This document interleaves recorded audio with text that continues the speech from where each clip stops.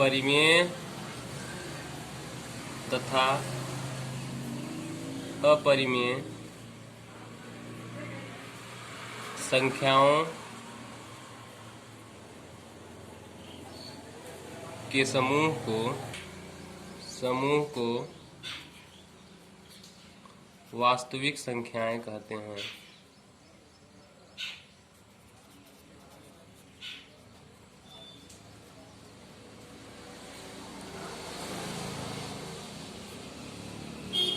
जिसका पहला टॉपिक है यूक्लिड विभाजन प्रमेय का। यूक्लिड विभाजन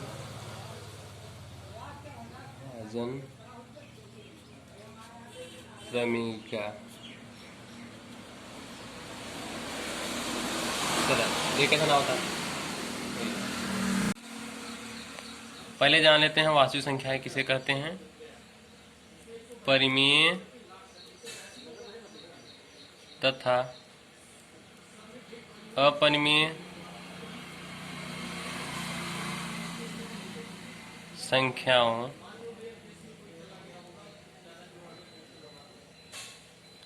के समूह को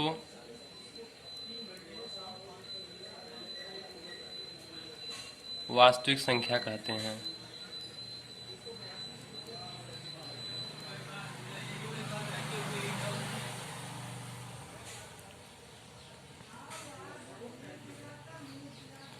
इस चैप्टर यूक्लिड विभाजन प्रमेय का।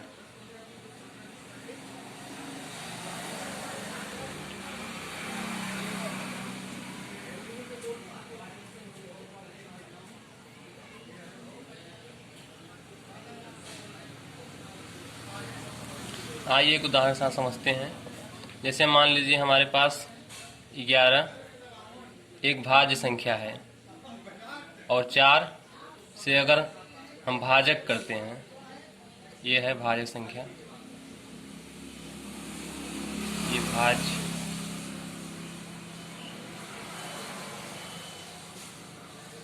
अब इसे हम भाग करते हैं, 4 दूना 8, हमारा जो शेष बचा वो 3, ये है शेष, ये भाग।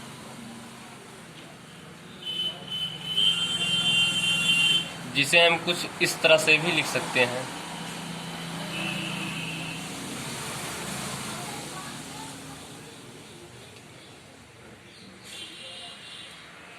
अब जैसे हम 11 को ए मान लें और 4 को बी मान लें और 2 को क्यू मान लें और 3 को आर, तब हमारा सूत्र जो बनता है A बराबर बी क्यू प्लस आर। इस पूरे सूत्र से हमें ये पता चलता है यदि हमारे पास कोई भी एक संख्या ना हो तो इस सूत्र से हम ज्ञात कर सकते हैं। जैसे मान लीजिए कि हमारे पास A नहीं है और बाकी सब दिया हुआ है, तब हम कैसे ज्ञात करेंगे। 4 दिया है, 2 भी दिया है और प्लस शेष। अब 4 दूनी 8, 8 3 11। इस प्रकार से हमारा जो संख्या था वह 11 आ गया। और बात याद रखने वाली यह है कि A जो है B तथा Q और प्लस R का योग है, जहाँ 0 is equal to R and is less than R और R is less than B।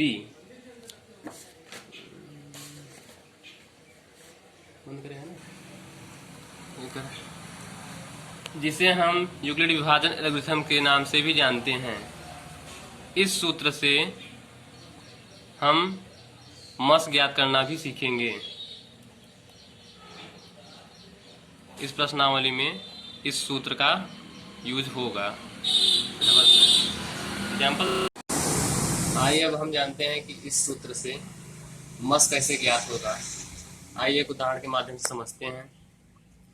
पहला उदाहरण, यूक्लिड विभाजन एल्गोरिथम से दो संख्याएं दी हुई हैं 575 1288 का मस ज्ञात करना है।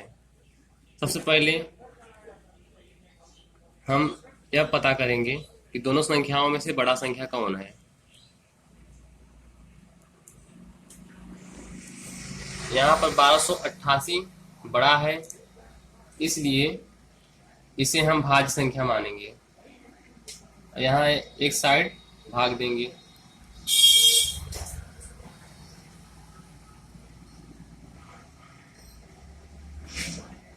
दो बार।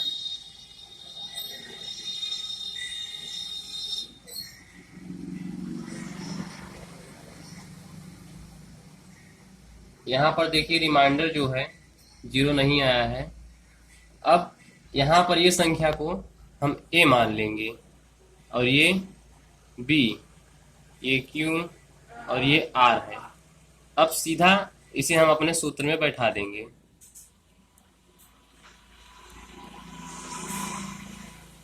जहाँ a बराबर 575 है, b बराबर 1288 और r बराबर 138 और q बराबर 2 है।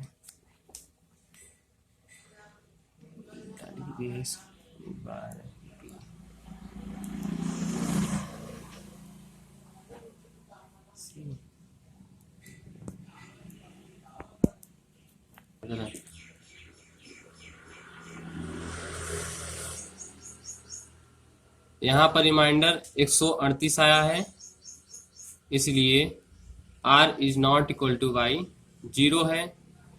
इसलिए अब हम इसे फिर से करेंगे।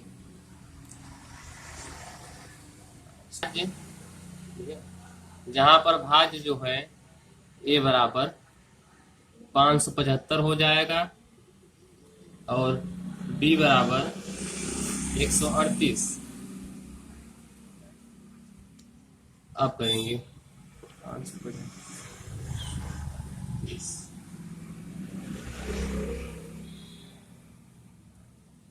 552।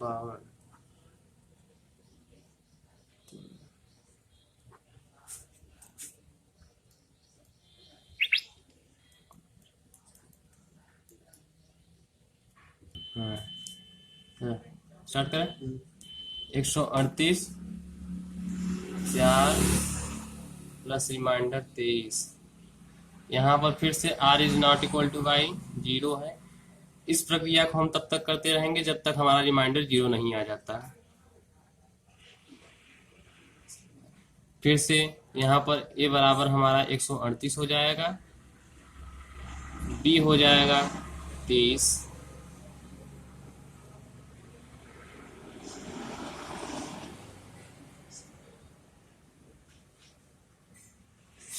ले जाएंगे 23 का 138। अब देखिए यहाँ पर रिमाइंडर जो कि हमारा 0 आ गया है, इसलिए 138 इक्वल टू 23 इंटू 6 प्लस 0, जहाँ पर r इक्वल टू 0 आ गया है। जब हमारा रिमाइंडर यानी शेष 0 आ जाए तब हम इस प्रक्रिया को रोक देंगे और रोकने के बाद जो हमारा भाज्य संख्या आखिरी में बचेगा वही दोनों संख्याओं का मस होगा। यहाँ पर आखिरी संख्या जो भाज्य है वह हमारा 23 है, इसलिए संख्या 575 तथा 1288 का मस 23 है।